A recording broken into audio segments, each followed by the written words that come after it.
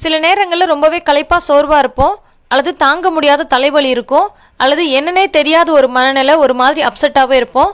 அந்த மாதிரி இருக்கக்கூடிய நேரத்தில் இந்த டீ குடிச்சிங்கன்னா உடம்பு ரொம்பவே ரிலாக்ஸாக இருக்கும், மைண்டு அவ்வளோ ரிலாக்ஸாக இருக்கும், தலைவலியெல்லாம் பறந்து போயிடுங்க. தொண்டைக்கு ரொம்பவே இதமான உடனடியாக ரெஃப்ரெஷிங் பண்ணக்கூடிய ஒரு சூப்பரான மூலிகை டீ எப்படி செய்கிறதுன்னு பார்க்கலாமாங்க. இப்போ ஒரு பாத்திரத்தை அடுப்பில் வச்சுட்டு இதில் ஒரு 4 டம்ளர் அளவுக்கு தண்ணி சேர்த்துக்கலாம். இப்போ நான் சொல்லக்கூடிய அளவு ஒரு 3 பேர் அளவுக்கு குடிக்கலாம். உங்களுக்கு எத்தனை டீ வேணுமோ அதுக்கேற்ற மாதிரி தண்ணீர் சேர்த்துக்கோங்க. சளி இருமல் காய்ச்சல் இருக்கும் போது இந்த டீ குடிக்கலாம். இதை நீங்கள் ரெகுலர் டீயாக கூட மாற்றிக்கலாம், உடம்புக்கு ரொம்பவே நல்லது. இப்போது தண்ணி லைட்டாக கொதி வர ஆரம்பிக்கும்பொழுது 1 டீஸ்பூன் அளவுக்கு டீ தூள் போட்டுக்கலாம். நீங்கள் என்ன பிராண்டு டீ தூள் யூஸ் பண்ணுவீங்களோ எதுவாக இருந்தாலும் பரவாயில்ல, 1 டீஸ்பூன் அளவுக்கு போட்டுக்கோங்க. இப்போ இது கூட 2 ஏலக்காய் இடித்து வச்சுருக்கேன், இது சேர்த்துக்கலாம். ஏலக்காய் பொடியாக இருந்துச்சுன்னா ஒரு 1/4 டீஸ்பூன் அளவுக்கு சேர்த்துக்கோங்க, சரியாக இருக்கும். இது கூட சுக்கு பொடி கொஞ்சமாக சேர்த்துக்கிறேன், ஒரு 1/2 டீஸ்பூன் அளவுக்கு சேர்த்துக்கலாம். உங்ககிட்ட சுக்கு பொடி இல்லைன்னா அதுக்கு பதிலாக நீங்கள் இஞ்சியை நல்லா துருவிட்டு சேர்த்துக்கோங்க. இது கூட ஓமவல்லி அல்லது கற்பூரவல்லின்னு சொல்லக்கூடிய இந்த இலைகள் 2 இலைகள் சேர்க்க போகிறோம். இந்த மூலிகையில் அவ்வளோ மருத்துவ குணங்கள் இருக்குங்க, நான்ஸ்டாப்பாக சொல்லிகிட்டே போகலாம். குறிப்பாக இது சளி இருமல் காய்ச்சலை முறிக்கக்கூடியதாக இருக்குது, ஸ்ட்ரெஸ்ஸை குறைக்கக்கூடியதாக இருக்குது, தலைவலி டென்ஷனை உடனடியாக நீக்கக்கூடியதாக இருக்குது, உடம்புல இருக்கக்கூடிய கழிவுகளை வெளியேற்றி உடல் பருமனை குறைக்கக்கூடியதாக இருக்குது.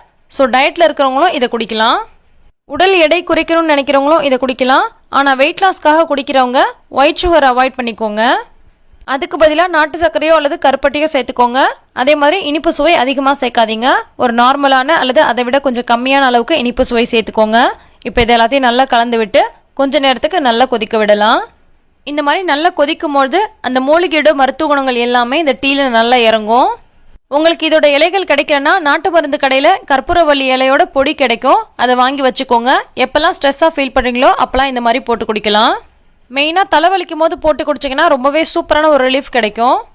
இது குடிக்கிறதுனால அடிக்கடி சிறுநீர் வெளியேறும், அது மூலிமா நம்ம உடம்புல இருக்கக்கூடிய கழிவுகள் எல்லாமே வெளியேறும்.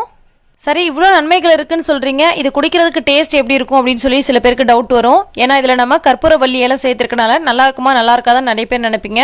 ரொம்ப ரொம்ப சூப்பராக இருக்கும். அந்த மூலிகையினுடைய லைட்டான ஒரு ஃப்ளேவரில் குடிக்கிறதுக்கு ரொம்பவே இதமாக இருக்கும். ஒரு இளம் சூட்டில் குடிக்கும் போது ரொம்ப ரொம்ப டேஸ்ட்டாக இருக்கும்.